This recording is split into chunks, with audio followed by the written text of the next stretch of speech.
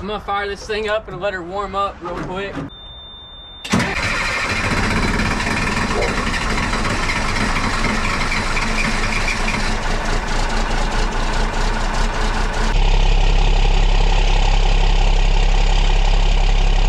She is cold, son. I was really trying to wait for warmer weather for this video, but I don't have any choice. We have had nasty weather for the past month. We got almost 8 inches of rain, and just as everything was beginning to dry out, we got rain, and then we got this unforecasted snow that you see on top of the hood. It's just been a mess all around, and I think I'm gonna take what I got. We need to make this thing roadworthy and workworthy again. I don't know the history of this truck's maintenance, so we need to change all the fluids. The headlights don't work. Of course, the tires are dry rotted, but I've got a whole new set to go all around the truck. They're forecasting about 6 to 7 inches of snow in 2 days, so I'd like to get this thing ready for that so that we can be ready to pull people out of the snow if we need to. Now, as you guys know, when I picked this truck up, it had dry rotted tires all the way around the truck. This one actually blew out in storage. It was in such bad shape, so I went ahead and replaced this one. You guys saw that in the last video, but I also replaced this one. And coming around here, I've got 2 brand new tires on these wheels as well. I did all 3 of those tires in 1 day, and I was exhausted. Matter of fact, 3 days later, I was still feeling the pain from changing those tires. Now that I've changed 4 tires all by myself, I think I've gotten a little bit more experience. These 2 should go much quicker, hopefully. So I think that's what we're gonna start with. We're gonna go ahead and take these 2 front wheels off and replace them with new tires.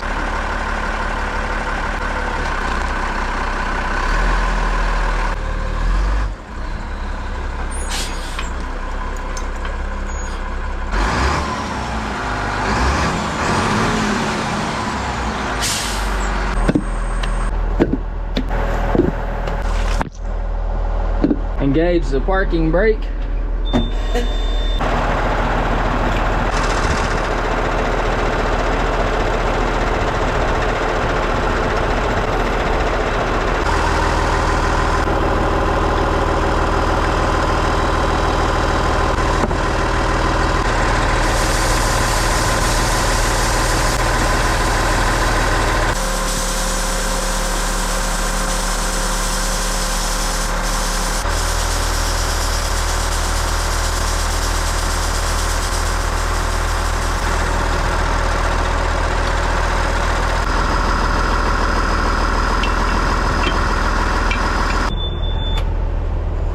Let the engine shut off and then cut power. We gotta take this cover off for the CTIS.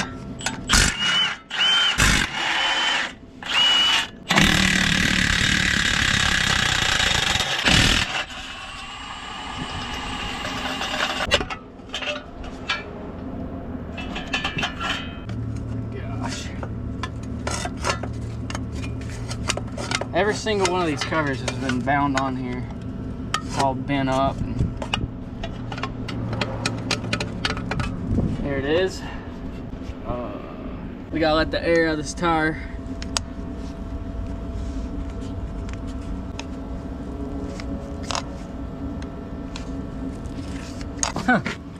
Oddly enough, this one has a valve stem in it. That's weird. None of the other ones had valve stems in them. You just take this off and the air starts blowing out.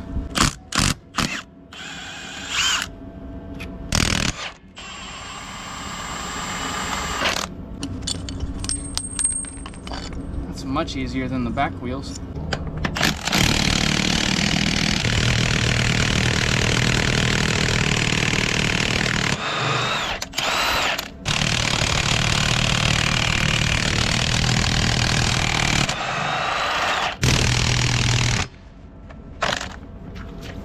I don't need this extension with these front wheels. Those back wheels are mounted backwards for negative offset for more ground clearance. You gotta have the extension for those. Oh yeah.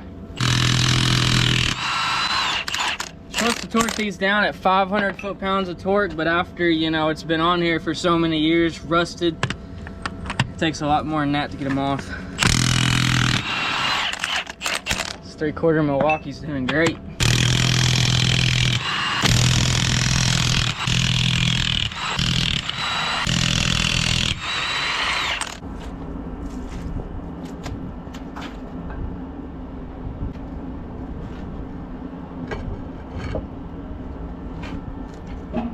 Yeah.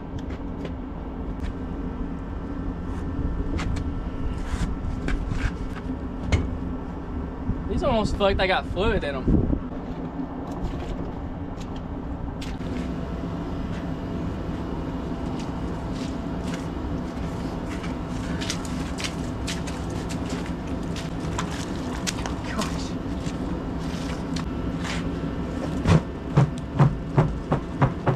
This is probably the reason why there's a valve stem in this one and not the rears.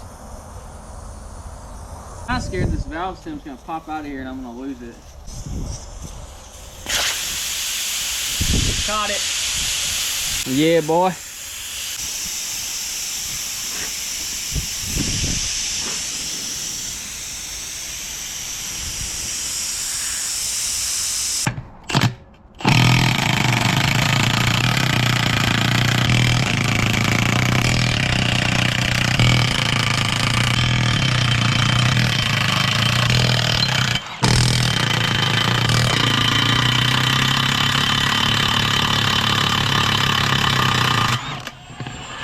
After doing 4 of these by myself, I have unlocked the science behind busting these rings off of these wheels. I just want to warn you all, you are watching a master at work. Take the first bar, go inside the ring. Oh yeah. Pry up. Second bar. Get up under it, pry up. I'm gonna walk it up using both bars. Second bar.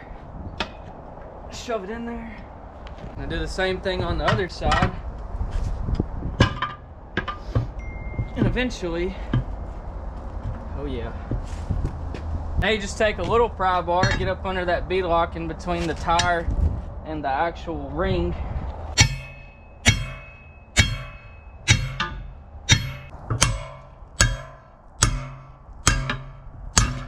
Oh baby.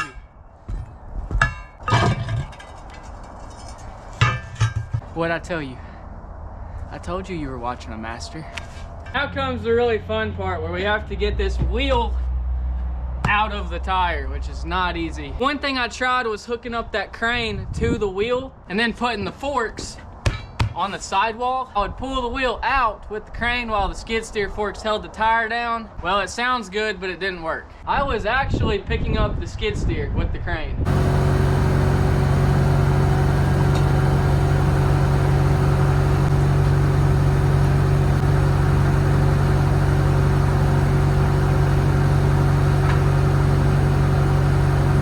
So, I'll show you what I did instead.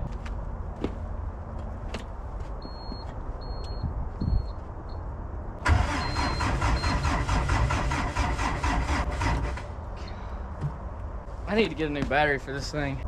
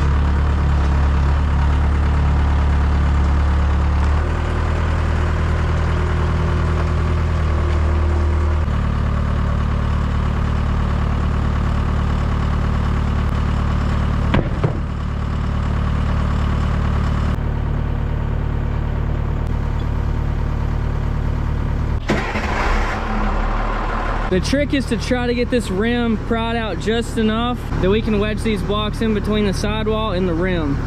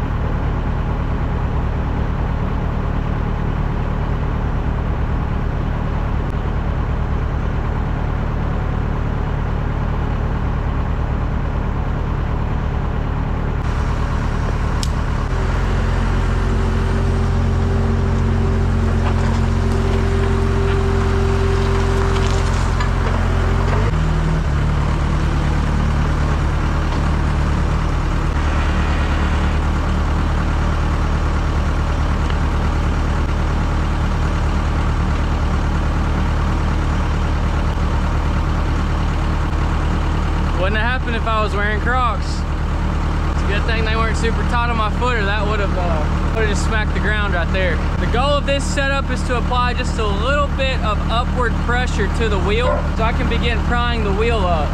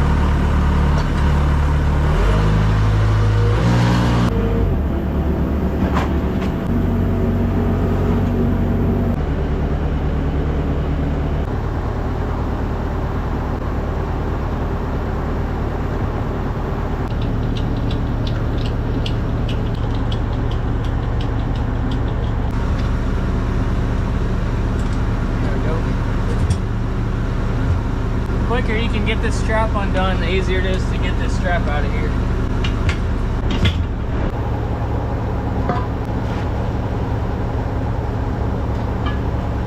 We got to clean this groove out where this O-ring sits so that we won't get any leaks when we put the wheel back together. Make sure it's all clean.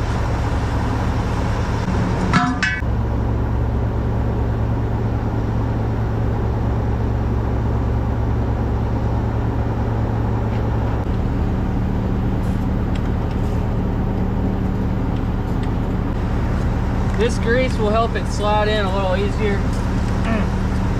Another thing I gotta make sure I get right is I gotta make sure this valve stem sits right into this slot in this lock ring. Otherwise, when I air it up, it's probably not gonna take air.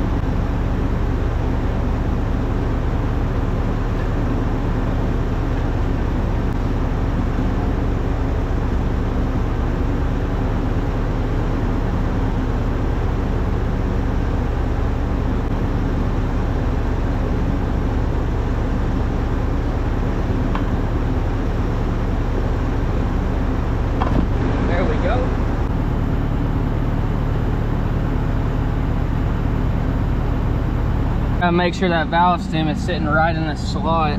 Oh yeah, baby. Perfect.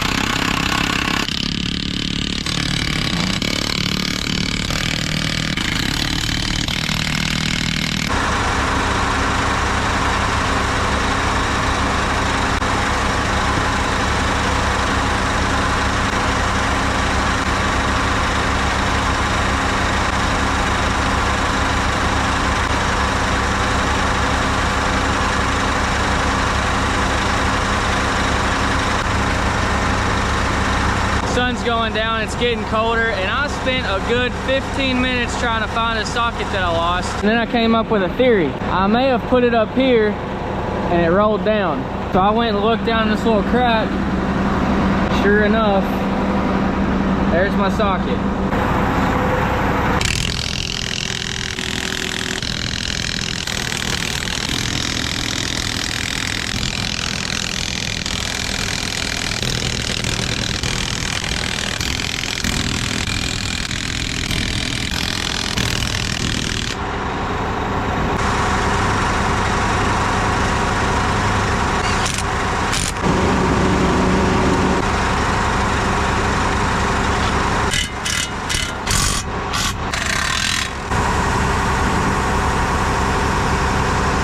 Temperature has dropped tremendously. It is freezing cold right now, but we have one day until Kentucky is covered in 8 inches of snow. So I'm gonna go ahead and finish this out, change the other tires so we can be done with this. We will have 6 brand new Goodyear tires on this record. I'm gonna speed this up for y'all. Y'all get the point.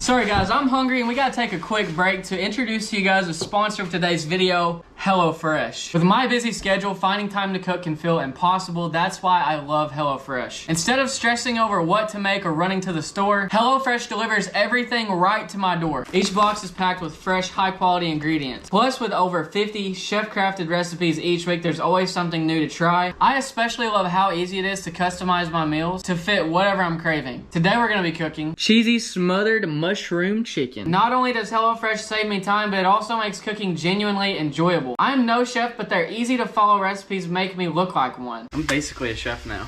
Yeah, right. Whether I'm making a quick dinner or prepping lunch for the next day, HelloFresh has me covered.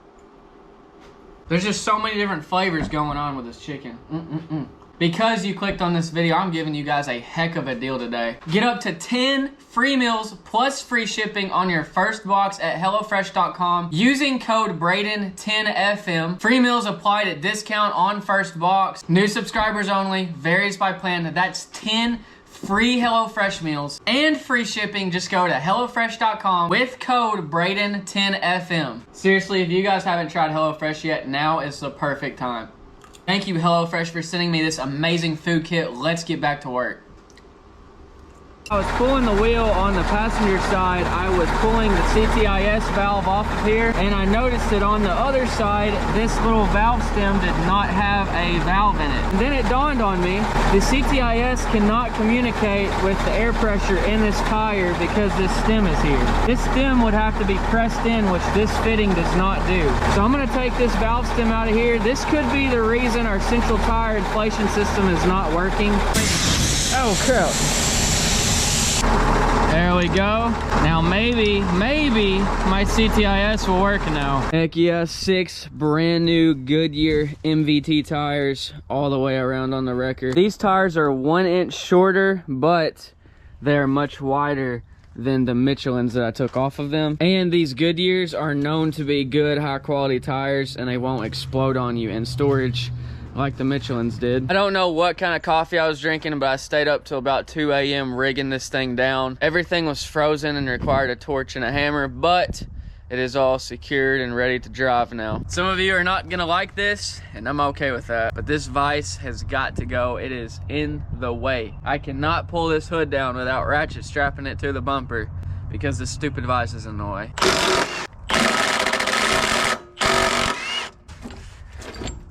Oh yeah. Gosh dang it.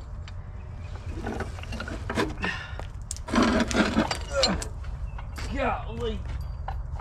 I wonder how much that thing weighs. Now we can finally pull this hood down the way God intended. Oh my gosh. That is a lot harder than the other way I was doing it.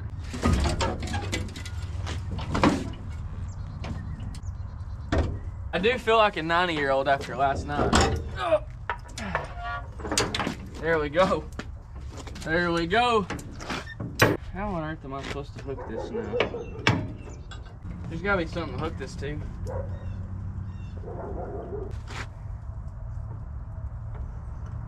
Maybe I'm wrong, but I think whatever I'm supposed to hook this to is missing. Pretty sure it was right there, but I really don't have a clue. Yep, sure enough, just Googled it. There's a little latch piece that goes right here on this bumper that I don't have. Now will it hold? Sort of. So here's our blower motor right here, and I noticed there's a lead down here at the bottom that's completely burnt out. That must be the power. Yep, that's the power lead. Completely burnt up. I don't know if the motor locked up and then the resistance heated up the wire and melted it. That's probably what happened. So unplug it here. There's 4 Phillips screws that mounts this plate to the box, and that's what the motor connects to. So do we have to wiggle this out of here or what?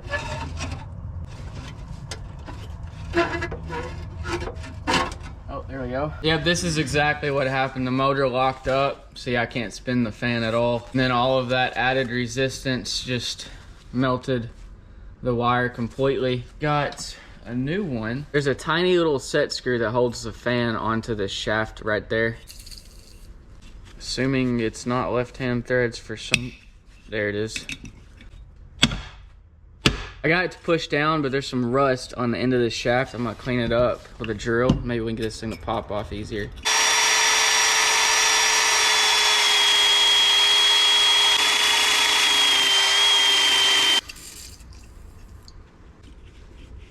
There it is, boy.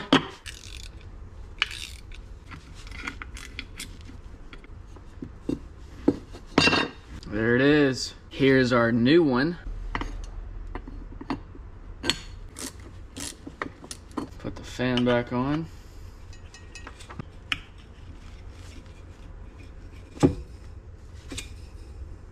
It's bent. I need to bend it back. This is a high spot right here. Otherwise this motor's not gonna last as long as it should. Oh dang, I think I bent it back perfect.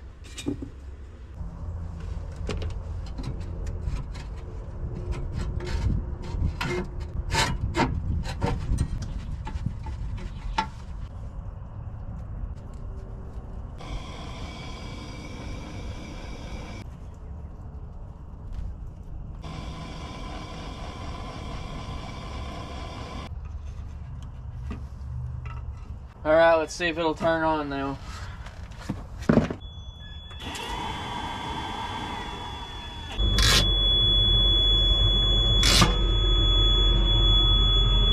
Oh yeah, boy. That closes the defroster. We're definitely gonna need that. Next thing I want to fix on this truck are these headlights. I actually bought new headlights because I want to go with some brighter LEDs anyways. I'm thinking the bulbs are just blown on these. Now if you notice, I'm not wearing gloves right now because it's warming up. But in about 18 hours, we're supposed to be getting like 6 to 8 inches of snow here. I really want to have all of this stuff done before that happens. This summer I'll sandblast this and paint it, but it's too cold and I'm not messing with it right now. Okay. There we go. And here are the replacements, LEDs. I shopped around a lot for these. These seem to have the best review for the money, and then I bought an adapter that just goes straight to military plugs. They don't want to cooperate. Looks like we got a... I wonder if we have a weak ground. I suspect this ground needs to be cleaned up.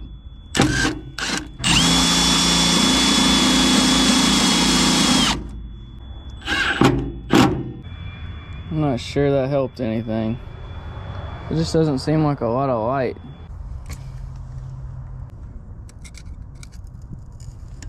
Okay, we have a very dim light. Wish I knew which one of these was ground. Maybe this one. 25 volts, 24.99 volts. Okay, what is the issue? So this is a Jeep Wrangler headlight, but the connectors I bought with it converted the Jeep Wrangler headlight straight to military connectors. The connector claimed that it would make this plug and play, so I got to probing it with my fancy bench tester over here. Bottom pin on the truck is ground, so I've got my bottom pin hooked up to ground, and then I hooked the positive to the left lead, and nothing happens. Hook the positive to the right pole and nothing happens. So I got to experimenting. I put my ground on a couple other spots, still nothing. I moved it over to the right pin and hooked the positive to the left, and boom, we've got power now. So the poles are actually flip-flopped on this Jeep Wrangler headlight. That's the reason we had that issue. Bottom pole is low beam. Sweet. Okay. We've got power. Heck yeah.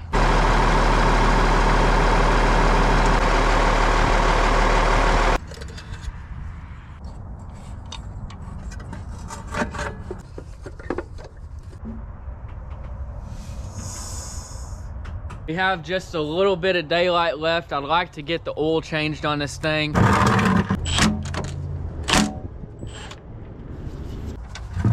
Oh. Golly.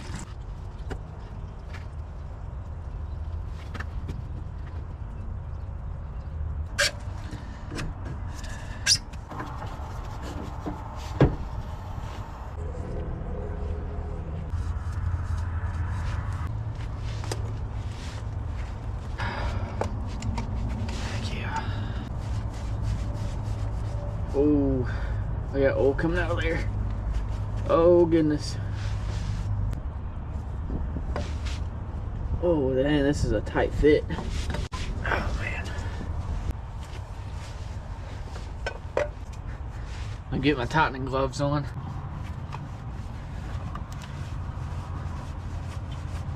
Braden Bills, you're gonna strip the oil pan. Braden Bills.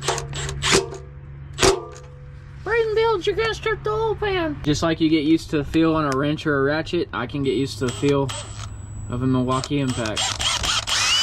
It's not all or nothing. You can easily control the torque and speed of it.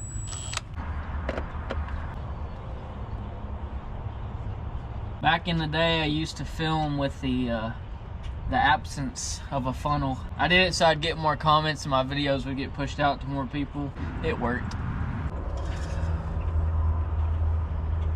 Right on it, son.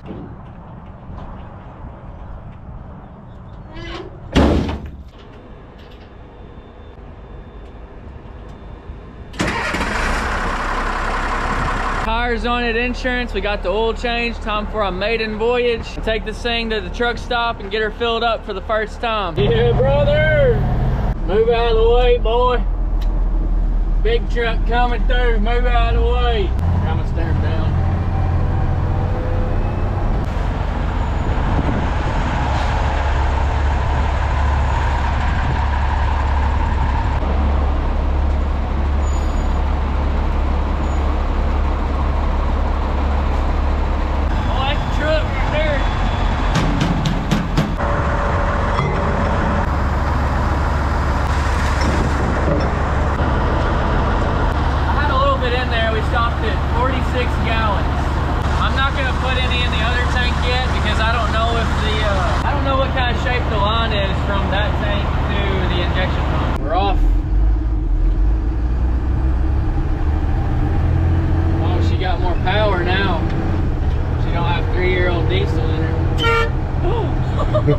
The horn works. One thing led to another, and now I'm driving around downtown Paducah.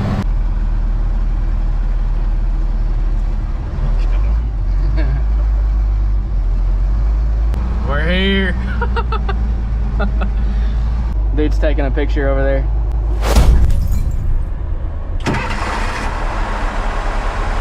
I've got the title back from the owner. I've got all the paperwork. Now it is time to drive it to my local courthouse and get some registration on this thing, which is about a 30-minute drive. It'll do great. Going about 50, 55.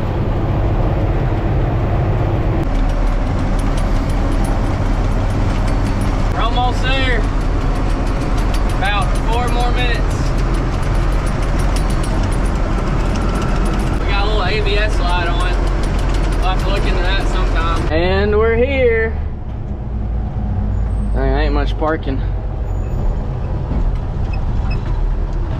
Wide turns. This parking lot's definitely not made for a 30-foot long truck.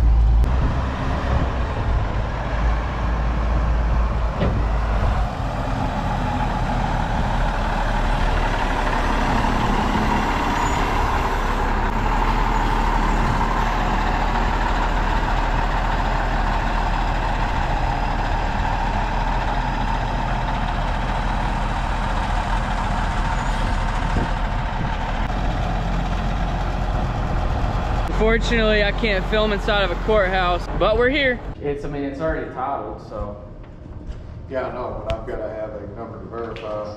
Well, there's a data plate that has the same number as this does. I'm going to put this number if that number matches on that vehicle. Yeah. On this form. Yeah. So when this goes to Frankfurt, don't be surprised if you don't get called back to the courthouse for some other crap that the state of Kentucky wants.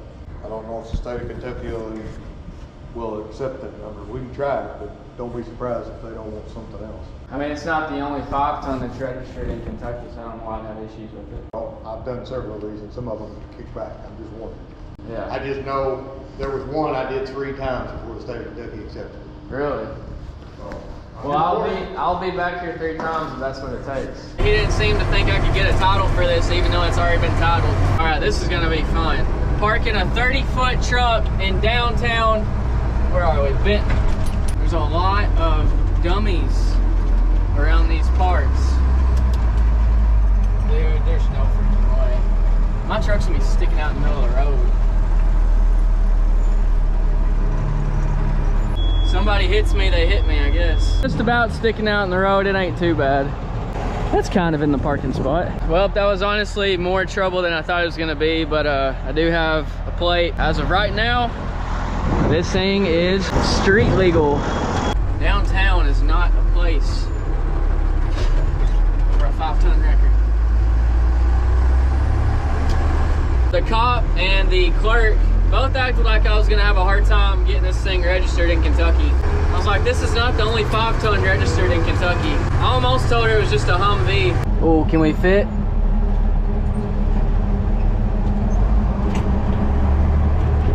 Driving some back roads, everything's flooded out down here. Why is this road closed? You're fixing to find out. It ain't even under the water. Yeah, it is. Oh, it is a little bit, ain't it? Man, everything's flooded down here. 22 ton, this thing weighs 20 ton. I think we'll be all right. With about 2 tons of water on it, let's get it. Yep, heck yeah. Let's get it. Let's get it. Heck yeah, brother.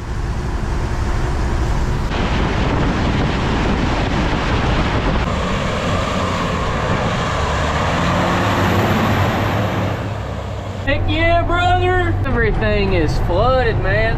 Tennessee River is about to swallow Marshall County, Kentucky. The river's taking over. God, please don't run off this road. I'm not. The road goes out here and it's like gravel. Oh, we're getting kind of deep. You scared? There's a bridge right here that could be collapsed. Hey, there's a rabbit on that, look. Where? Back up. All right, hang on. He's stuck. Where? Oh, no way! He's stuck. Dude, that sucks. There's no way we can get to him because that drops off right there. You got 8 inches of snow coming tonight. You better figure something out. I don't think there's any way we can get to him. How did he get out here? I don't know. What are you doing? That drops off right there. I mean, we're on a bridge right now. Oh my gosh. We are in the water. See, there's a trail right here and that drops off and that rabbit's stuck over there. Definitely gonna have to change the differential gear oil. Don't worry, I already planned on changing all of the oil, differentials, transfer case, transmission. In a last ditch effort to save this rabbit, I'm gonna try my best to to get the front end up next to this limb here. I gotta be careful because that drops off right there. As long as I got 5 wheels on the road, I should be good. Okay, yep, that's where it drops off. I can feel it.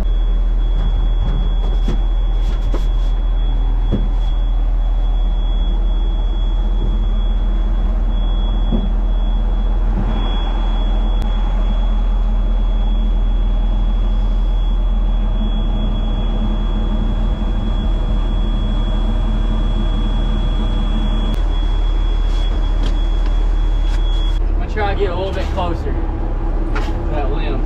I wasn't close enough. Oh yeah. We just fell off in the ditch.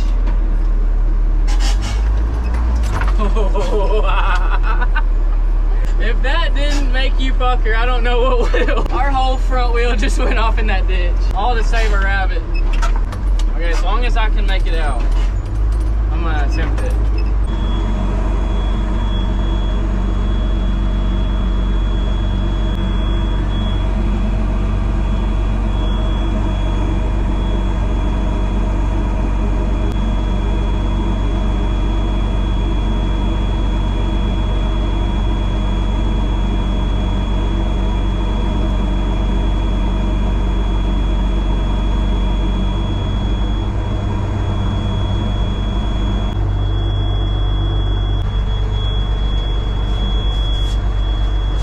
He's not even sitting on that limb I'm trying to pull on. Bye-bye, rabbit.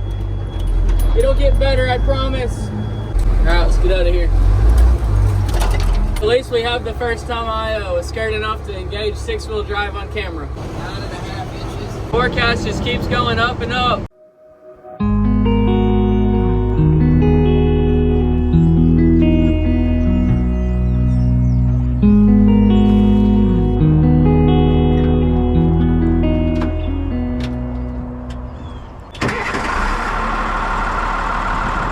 Put up a Facebook post telling everybody that I will pull them out if anyone needs help. So maybe we'll get some phone calls and we'll be able to pull some people out with this wrecker. Either way, I'm gonna tear up the snow with this 5-ton.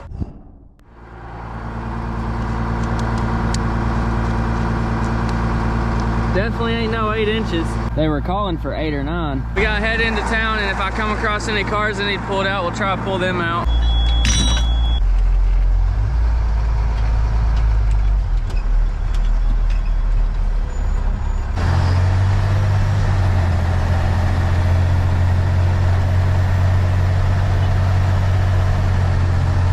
We might have a stuck semi up here.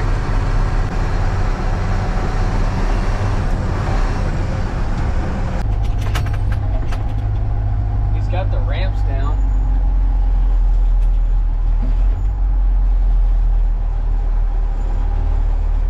He's asleep in there. He had the ramps down. I'm not sure if he's picking a car up. He's probably just gonna wait it out. Let's see if my CTIS will kick on. I have a theory that whatever air leak we may have had could be frozen up. Let's just see if it works.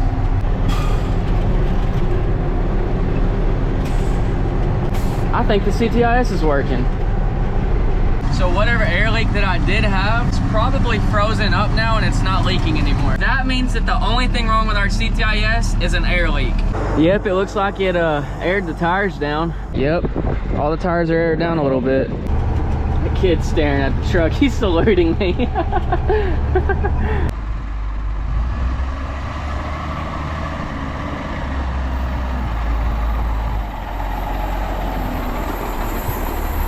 Finally got a phone call. Some lady got her car stuck in her yard. This truck is a little bit overkill for that, but we're on our way to go pull her out now. Hopefully this is a driveway, not somebody's yard. I think it's a driveway. Surely that's the car.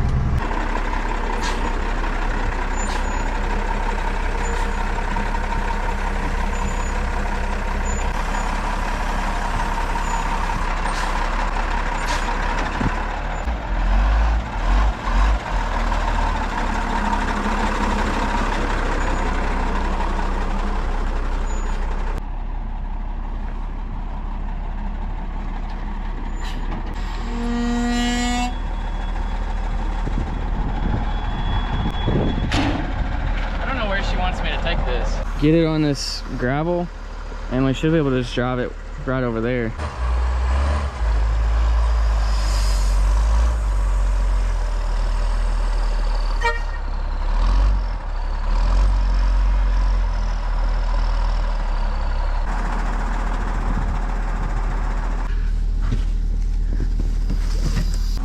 Step will be more than enough.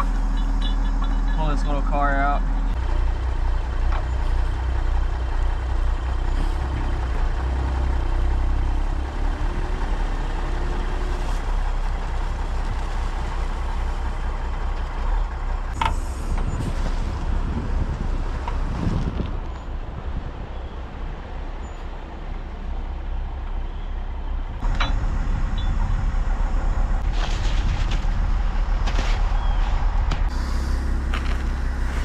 Straight back, you're good.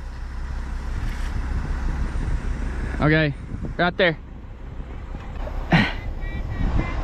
Hey, you got 4 miles till empty. Well, first and only recovery of this little snowstorm we've had. Time to go back home. Before we do anything else, let's clean this truck up. It hasn't been washed in who knows how long. And we did just drive it through a snowstorm, so it is covered in salt. Yeah, that white's not part of the camo.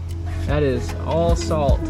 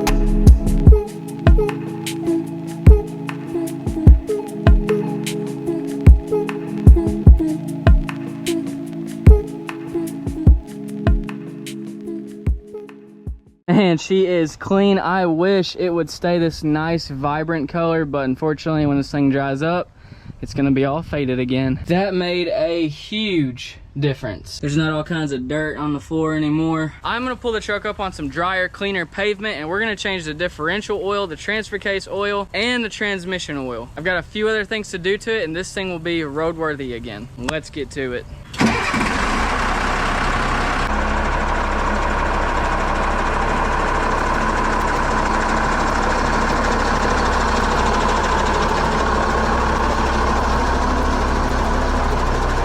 By the way guys, notice the CTIS is working fine right now. Despite the fact we have a huge air leak coming from this wheel valve. Maybe that's the reason it faults out in the first place.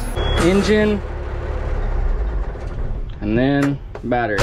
You always turn them off in that order. Otherwise, if you shut the battery off before the engine, while the engine is still spinning, there's a surge in power from the generator, and it can fry the PCBs that are behind this dash. In other words, solenoids. All right, we're gonna start with the rear differential, drain the oil out of it, put new oil in, and work our way forward.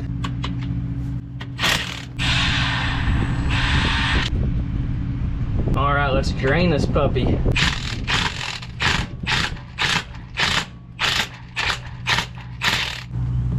Oh, lots of metal on that. Lots of metal. See how that oil is mostly gray? Yep, lots of sludge. Whew, on that magnet. Now this differential calls for 80 W90 high quality gear oil. So that's what we're gonna be putting back into this differential. And to make life easier, I've got an electric oil pump hooked up to a 12-volt car battery. Just stick this end in the bucket, this end in the differential, and run.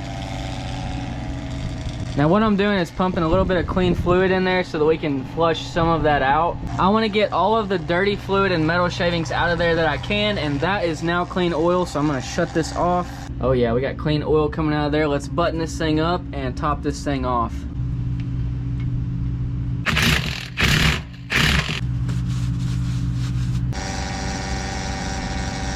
There it is.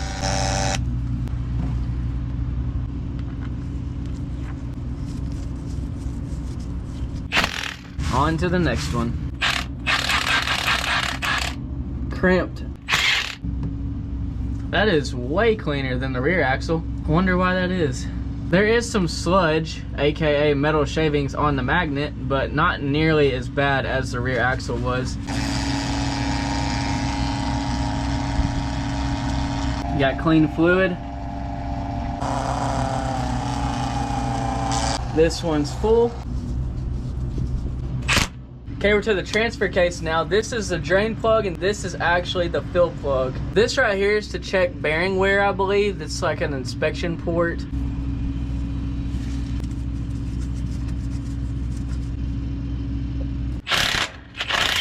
Thing's on there tight.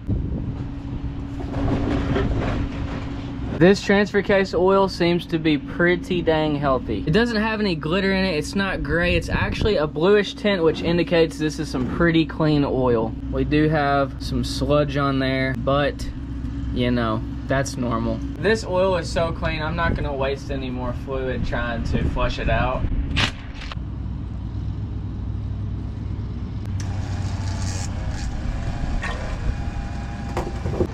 There it is.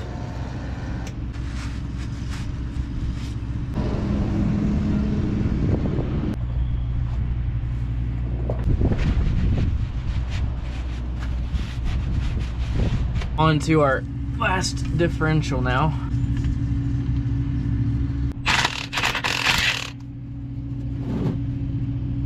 Uh-oh. Oh, golly. I thought I had it in there better. Well, this gear oil reads, I have water in me. My impact just got drenched. It's a good thing this gear oil is mainly made of water. It's easier to clean now. Old Milwaukee is covered. Yeah, so because this oil looks really milky, it almost looks like chocolate milk in a way. That is a clear indicator that this oil has water in it. I'm not sure if there's a vent open on this axle, or maybe water got in from these hubs that need to be resealed, which we will be doing in another video, so stay tuned.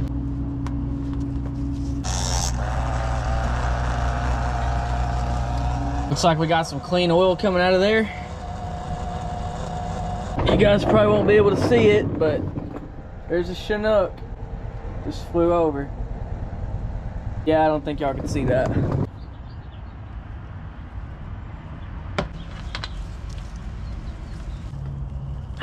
Last but not least, the transmission. We are going to change this transmission fluid. Oddly enough, the military actually used motor oil inside of these Allison transmissions. I, however, am going to drain whatever's in the pan and add Dextron 3. It's got the Allison C4 rating that's made for these Allison transmissions. These trucks tend to shift pretty hard, and it's because of the motor oil they use in these transmissions. Not only are we draining it, we're also going to pull the pan off because this oil pan is leaking, and someone has used RTV as a gasket. So I'm going to take this oil pan off, replace the gasket, replace the filter that's inside of the transmission oil pan, put new fluid in it, and this thing should shift a lot better. Now, if all goes well, this fluid should drain out onto this cross member, and then there's a little hole inside of this cross member, and it should just drain right to the pan. Hopefully. I don't think it's going to. Yeah, it's not going to. Yep, that is motor oil coming out of the transmission. What a great design that is. Have the oil hit directly on the edge of the cross member and have it just fly everywhere. After I drained all of the old motor oil out of the transmission, I cleaned out the pan, put a new gasket on it, and then refilled it, and this truck is shifting a lot better. The reason I'm telling you this and not showing you this is because the clips of the rest of this video all got deleted. I also changed the air filter. Here's the old one. It wasn't that bad looking. Here's the transmission oil filter, so that got changed. If you really wanted to see me change the transmission fluid on this truck, don't worry, we're gonna have to do it again. That's part of the process of removing this old motor oil out of the transmission cooling system. Change it once, then run it again, and then change it again, putting more Dex 3 into the transmission. This truck is huge. There are lots of moving parts, and it always needs serviced or maintained, and that's why I'm making a part 2 video. Some of the things we're gonna be doing on the part 2 video is resealing this steering box gear. We're gonna be installing a much more modern and efficient fuel filtration system on this truck. All of the bearings are gonna need to be repacked. The knuckles on the front axle are going to need rebuilt. As you can see, they're starting to spew grease all over the place. We still have to replace the gear oil for all of the drive gears on the winches. There are 3 of those. I'm also gonna be adding new wee-woo lights, and I want to put a monitor on the inside of this truck and hook up some cameras so I can see all of my blind spots so that I don't run over a poor Honda Civic without knowing. Stock up this toolbox with tools, rigging gear, and equipment that we might need on recovery missions, and much more. I have a few jobs planned with this truck, but we have to get it up